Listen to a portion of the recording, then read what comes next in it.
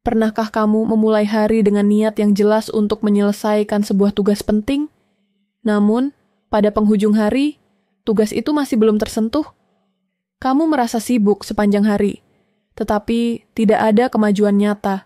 Jika kamu melihat kembali, kamu akan menyadari bahwa harimu telah dicuri oleh ribuan potongan kecil distraksi.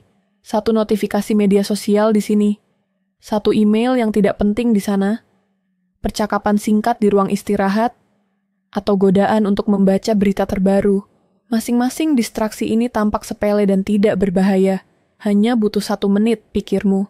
Namun, ketika dijumlahkan, mereka menjadi monster yang melahap waktumu dan membunuh fokusmu. Setiap kali kamu beralih dari tugas utamamu ke sebuah distraksi, kamu tidak hanya kehilangan waktu dari distraksi itu sendiri, kamu juga kehilangan waktu dan energi mental untuk kembali fokus ke tugas awal. Fenomena ini disebut attention residue, atau sisa perhatian. Sebagian dari otakmu masih memikirkan distraksi itu, membuatmu kurang efektif saat kembali bekerja. Bayangkan, kamu sedang mencoba mengisi sebuah ember dengan keran air yang mengalir deras. Namun, ember itu memiliki banyak lubang kecil. Meskipun air terus mengalir, level air di ember tidak akan pernah naik secara signifikan.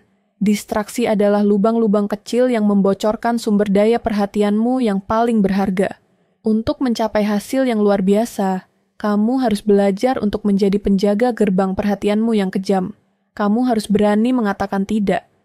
Bukan hanya pada permintaan besar dari orang lain, tetapi juga pada ribuan godaan kecil yang muncul setiap saat. Melindungi fokusmu adalah salah satu keterampilan paling penting di abad ke-21.